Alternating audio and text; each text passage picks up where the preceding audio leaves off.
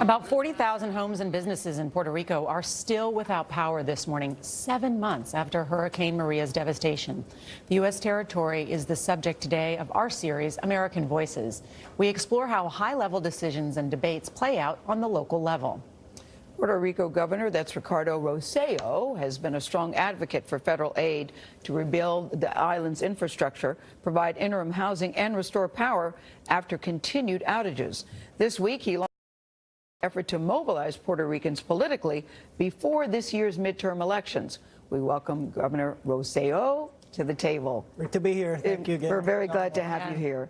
So Nora just mentioned it's been 7 months since that devastating hurricane. Give us a sense of how the country's recovering. Well, it's it's been a long path. It's strange to think that it's been 7 months.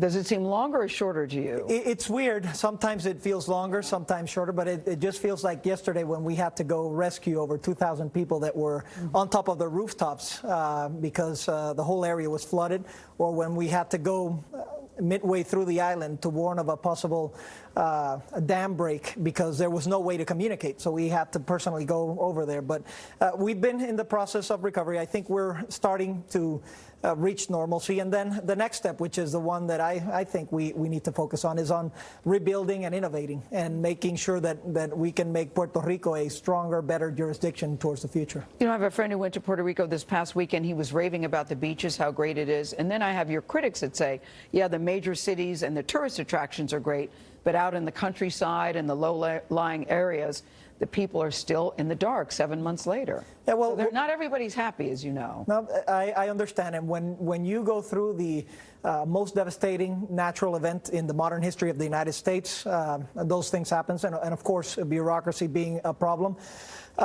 But the reality is that the topography in Puerto Rico is challenging. So a lot of the things, for example, with the energy grid, where we still haven't gotten to, even though it's been slow, it's harder to get there. That's why right now the effort is to rebuild the energy grid, but the move forward is to make it new, to go to Energy 2.0, to be innovative, to have microgrids in all those hard-to-reach areas so that we can have a better and more effective energy system. Governor, you're also trying to build political power to get people to pay more attention to Puerto Rico. You have said we learned who was willing to stand with us and who was not. Who are in those two camps? Well, I think the jury's still out. We want to allow all congressmen, congresswomen, anybody that's running for office to establish their position and show their body of work towards Puerto Rico.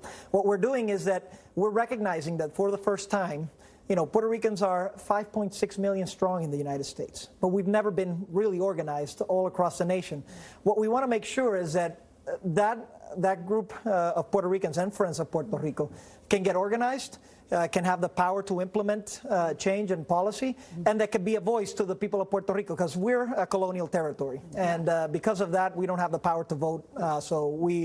Governor, you had two massive power outages just this month. Yeah. There are still 40,000 people, Americans, yes, Puerto Ricans, without power. How is that excusable? I mean, are you not getting the support from President Trump, from Congress? How is that excusable? It's highly frustrating. The energy rebuild has been the most frustrating part. I've been very critical of, for example, the Corps of Engineers, because they haven't had the sense of urgency.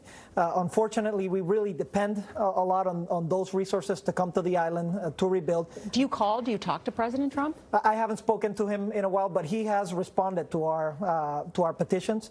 The truth of the matter is, he's done enough? Do you think he gave the response a 10? Would you give it a 10? Well, I'm not. I'll tell you what I told him when I was in the Oval Office. This is a long-term process, and we're all going to be evaluated on the results of the recovery process. How much longer will the people be in the dark that are still in the dark today? The expectation is that within the next month, we'll be able to reach that normalcy. But again, important thing to recognize: hurricane season's coming back, yes, in a month, and we need to see how we. That's why just putting it back together doesn't work. We need to be innovative, look towards the future, and Puerto Rico can be a model for energy too. In these kinds of situations, people look to the president at the end of the day. The president, when he was in Texas after a natural disaster, said, "I am the builder president," basically saying because of his special talents in the private sector, he would have special ability to solve problems like this? Has he been on the case as much as he possibly can be, in your estimation? Well, our petitions, for example, have been directed so that we can get the federal resources to Puerto Rico. That was a big concern. We have to fight through that. But you asked for $94 billion. They gave you 16. That's a lot shorter than what you wanted. Well, the truth of the matter is that the $94 billion is the damage estimate. About 35 million of those come from FEMA, so that's already established. We've gotten 18.5 billion directly for Puerto Rico, but the statute allows for getting more. It is my concern is bureaucracy. Can I talk to Jose Andres last night, who of course has been helping to feed the people there in Puerto Rico? He said the predictions for next hurricane season are even worse than what Maria. So you're expecting something worse than Maria? Well, I have to prepare for something worse. I have to prepare, and that's why it is disconcerting, because we're lifting up the energy grid, but it is an energy grid that on average is 40 years older than energy grids over here. So my job as governor is now looking forward within the next 2 or 3 years to make sure that we have a novel energy grid, microgrids across the island, 40% renewables that's resilient, so that we can be a model for all the world. Are you feeling confident and ready for hurricane season, though? Because listening to you, I'm getting even more concerned. Well, listen, we hope for the best, but we got to prepare for the worst. This whole month, we've been preparing. We've been revisiting all of the protocols. We've been establishing the path forward.